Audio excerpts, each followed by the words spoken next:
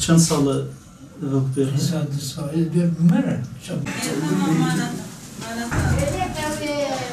Nefes alıyor amca.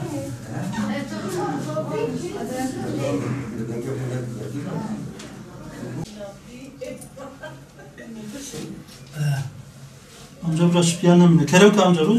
Şüphenem. Kubişliğe doğanat serisme gerek kurayım veriyor. Kubişliğe saat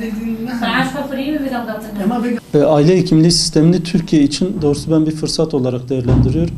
Aile hekimliği hakikaten oturursa tam olarak tam anlamıyla bu tür özellikle koruyucu sağlık hizmetlerinde önemli bir sistem. Açıkçası burada aile hekimlerinin rızası gözetilmeden bu yasal düzenleme yapılmış. Aile hekimliğinin tanımı gereği aile hekimliği öncelikle koruyucu sağlık hizmetlerinden sorumlu, acil sağlık hizmetlerinden değil. Sağlık sektöründe çalışan en basit birimde bile çalışan bir insan bu ayrımı çok iyi bilir. Koruyucu sağlık hizmetleri apayrı bir zeminde, apayrı hedefleri olan, hedef kitlesi, amacı farklı bir alan.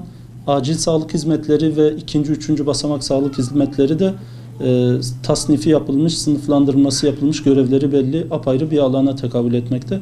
Bu yönüyle bu ikisini birbirine harmanlama çabasının neye hizmet ettiğini açıkçası anlamakta güçlük çekiyoruz. Nöbet sistemi bize dayatılınca açıkçası hani Halk Sağlığı Kurumu'nun Sağlık Bakanlığı'nın ne yapmaya çalıştığını gerçekten anlamakta güçlük çekmekteyiz.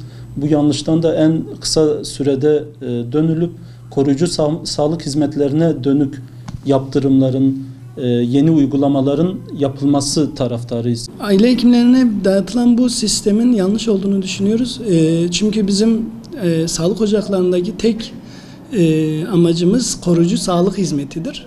Koruyucu sağlık hizmetinin yanında bir de tedavi edici bir hizmetimiz hem iş yükü getirir bize hem de hakkaniyet olarak yanlış olacağını düşünüyorum. Her gün 70-80 tane hasta bakıyoruz burada. Onun üstüne bir de saat 8 akşam 8'e kadar bir 12'ye kadar bir angarya olacağını düşünüyorum. Bu şekilde bunun hem sağlık açısından hem de bizim hastalara vereceğimiz verimlilik açısından çok büyük sakıncaları ve tehlikeleri olur. Nöbetle ilgili mümkün mertebe gitmemeyi düşünüyoruz.